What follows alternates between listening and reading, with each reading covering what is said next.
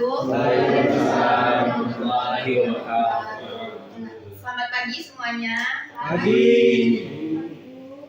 Kabarnya pagi ini bagaimana? Baik.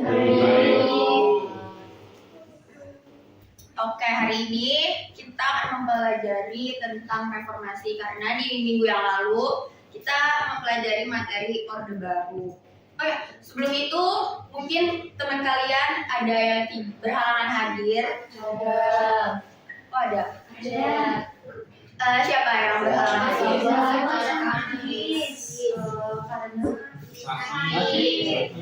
Karena ada teman kita yang sakit. Mungkin kita doakan untuk minggu depan bisa kembali sembuh dan kita bisa melakukan pembelajaran seperti biasa. Mungkin untuk ketua kelas bisa memimpin doa sebelum kita memulai pembelajaran hari ini. Sebelum mulai pelajaran pagi hari ini, marilah kita berdoa sesuai dengan keyakinan masing-masing. Berdoa, silakan. Berdoa kepada diri. Oke, hari ini kita mungkin pertama saya menampilkan gambar. Di sini ada yang tahu gambar apa dan peristiwa apa? Peristiwa demonstrasi. Ya betul sekali, terima kasih sudah menjawab. Di sini kita akan mempelajari tentang materi reformasi 1998. Nah, di sini ada pembanding. Kalau yang di sebelah kanan itu di tahun 1998, nah di sebelah kiri mungkin ada yang tahu tahun kapan dan ini peristiwanya gak jauh beda sama. 2025. Ya betul banget. Berarti up to date ya tentang berita. Ini peristiwanya sama-sama melakukan demonstrasi. Para masyarakat terlebih mahasiswa itu menyuarakan dan mewakili aspirasi masyarakat kepada pemimpin negara, pemerintah baik DPR maupun presiden. Nah, di sini Ibu ingin bertanya tentang Orde Baru itu sama seperti reformasi atau enggak sih bagi kalian? Beda Ya, bedanya karena di Orde Baru itu masa pemerintahan Indonesia di bawah Presiden Soeharto sedangkan reformasi masa setelah runtuhnya Orde Baru yang ditandai dengan upaya memperbaiki kehidupan politik di Indonesia. Berarti selama ini kehidupan politik kita sedang tidak baik-baik saja. Nah, ini ada gambar. Ini bukan gambar yang konkret, tetapi hampir sama seperti kejadian di tahun 98, yaitu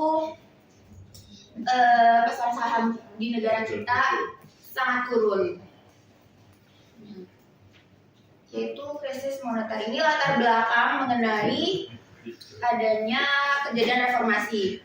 Yang pertama yaitu ditandai dengan krisis moneter. Krisis moneter ini keadaan di mana nilai kekayaan turun drastis, banyak orang dan perusahaan tidak sanggup membayar utang sehingga bank kehabisan uang untuk membantu.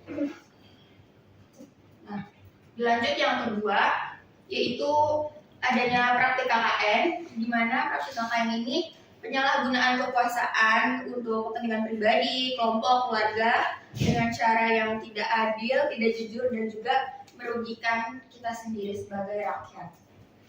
Nah, ini ada sebab dari awalnya kejadian reformasi.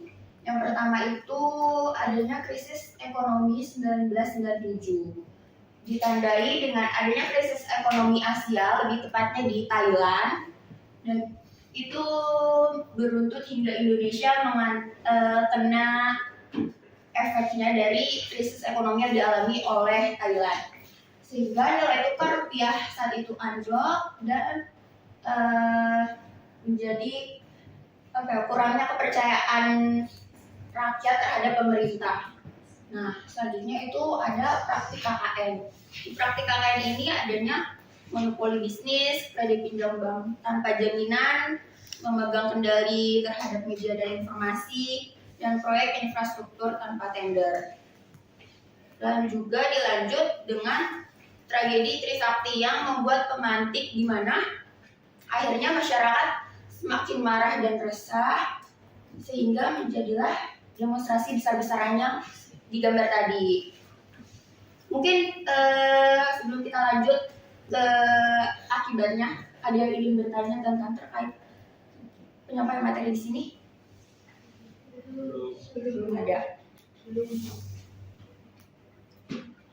Oke, di sini ada akibatnya yang terjadi, yaitu pemerintah menjadi demokratis karena sebelumnya adanya presiden itu ditunjuk oleh DPR dan MPR, sehingga terjadinya reformasi tadi membuat negara kita menjadi demokratis, yaitu pemilihan presiden sekarang melalui pemilu dan ditetapkan itu sejak tahun 2004. Nah, dilanjut dengan adanya praktik KKN tadi, akhirnya masyarakat bisa bebas menyampaikan aspirasi mereka dan juga media-media bebas menyampaikan berita tanpa adanya keresahan. Nah, dilanjut dengan pemberantasan KKN tadi, akhirnya dibuatlah KPK, yaitu Komisi Pemberantasan Korupsi. Dan setelah itu adanya desentralisasi dan otonomi daerah, yang dimana pemerintah daerah itu akhirnya memiliki wewenang sendiri dan tidak berpusat lagi di Jakarta. Walaupun di tahun sebelumnya, di tahun 1998 telah ada DPRD, tetapi tidak begitu bekerja dengan baik karena semua berpusat pada Jakarta. Dan akhirnya penegakan HAM, yaitu di mana kasus-kasus pelanggaran HAM mulai dibuka kembali dan diselidiki, walaupun memang tidak sampai adanya penjatuhan hukum. Nah, untuk sampai sini mungkin ada yang ingin ditanyakan. Itu tulisan praktik KKN dengan banyak media itu gimana Bu? Oh ya, karena sebelumnya di zaman Orde Baru itu media-media swasta seperti RCTI, SCTV itu mereka memiliki ikatan yang dekat dengan presiden kita sehingga media bisa dibatasi. Jadi masyarakat tidak perlu tahu tentang bagaimana keadaan Indonesia sekarang, bagaimana keadaan luar, dan mereka hanya tahunya kayak ya udah kita gini-gini aja. Mungkin ada yang ingin bertanya lagi?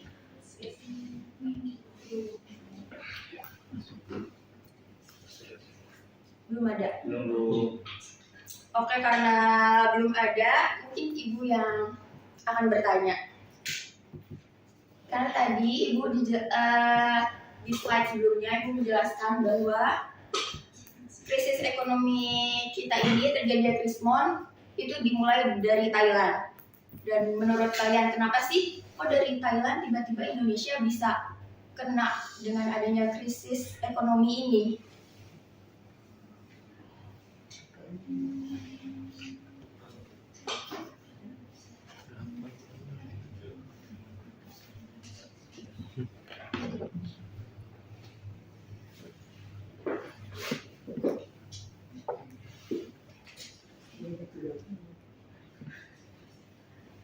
Bu bisa minta tolong slide sebelumnya, mungkin ada.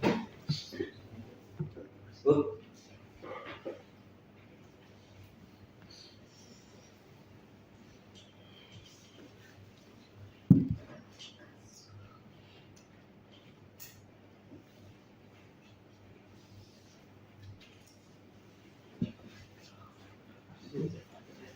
Oh, mungkin ibu ulangi lagi pertanyaannya. Nah, tadi sebelumnya ibu menjelaskan kan bahwa krisis moneter kita, krisis ekonomi kita ini di tahun 1997.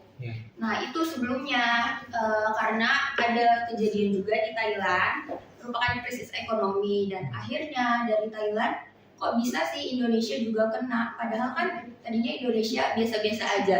Nah, itu menurut kalian apa sih kesinambungannya antara Thailand dan Indonesia? Kenapa bisa sama-sama mengalami krisis ekonomi itu? Saya Oke, boleh. karena adanya interkoneksi ekonomi dan juga finansial antara kedua negara, terutama dalam hal perdagangan, investasi, dan juga perdagangan. Oke, boleh. Terima kasih sudah menjawab. Mungkin ada lagi yang ingin menjawab pertanyaannya?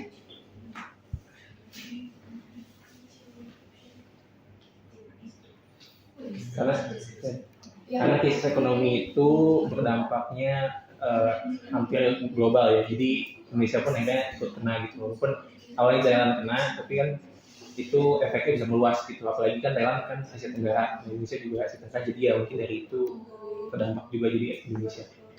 Betul sekali. Terima kasih telah menjawab.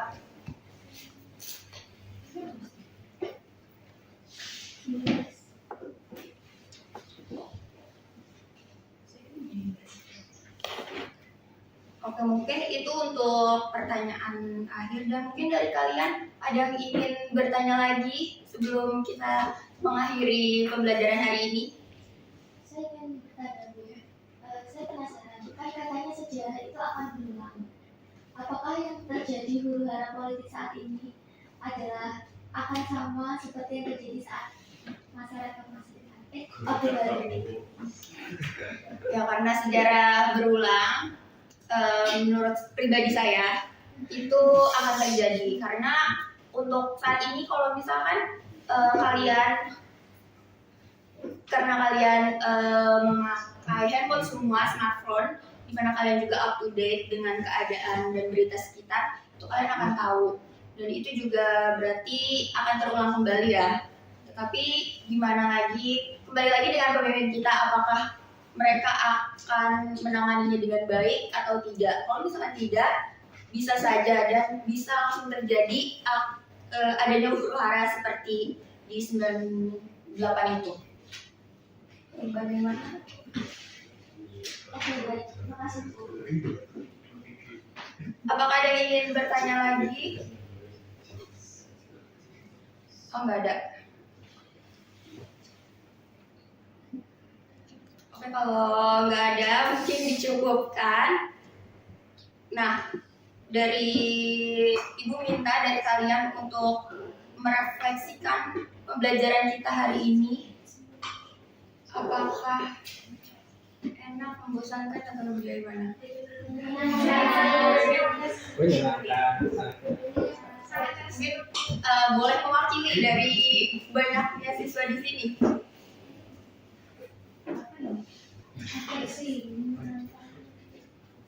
Ya, buat saya pembelajaran hari ini kami bisa mengetahui banyak hal tentang reformasi, akibatnya segala macam. Terus dan pembelajaran kali ini Terima kasih semuanya yang telah menyimak dan juga membantu saya tadi menjawab pertanyaan dan juga memberikan pertanyaan secara aktif. Ya, saya ucapkan terima kasih dan juga sebelum mengakhiri karena di sini mata pelajaran sejarah dan kita bermaterinya itu reformasi, mungkin kalian ada yang ingin tahu lebih dalam mengenai bagaimana sih terjadinya reformasi dan kejadian-kejadian saat itu seperti apa. Mungkin kalian bisa membaca buku ya atau menonton film. Saya memiliki rekomendasi film, yaitu yang pertama judulnya Gi.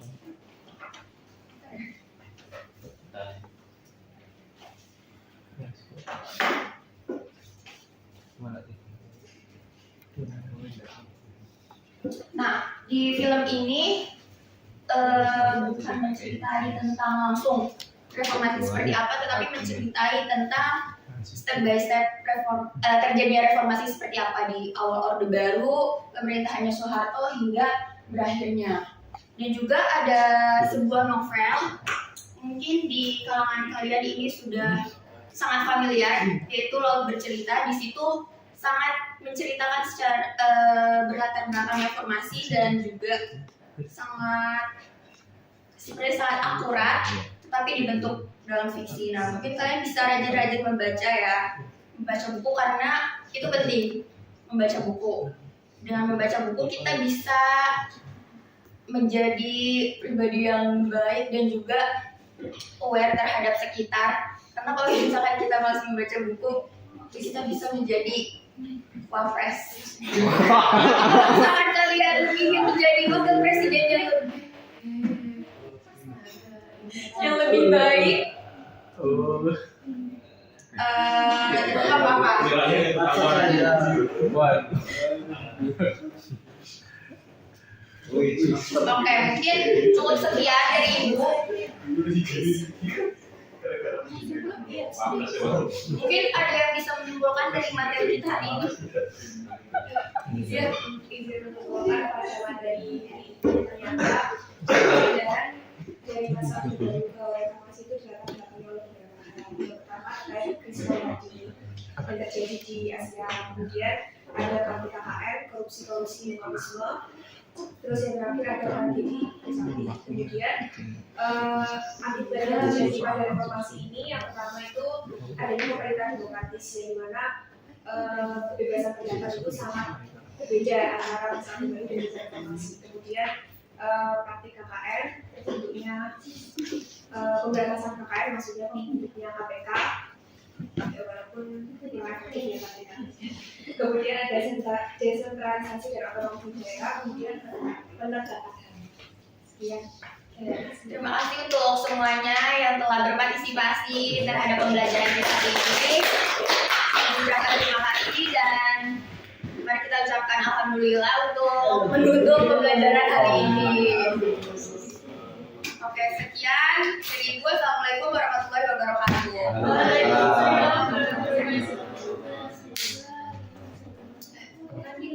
banding saya. Oh iya. Ya, banding ya. Iya.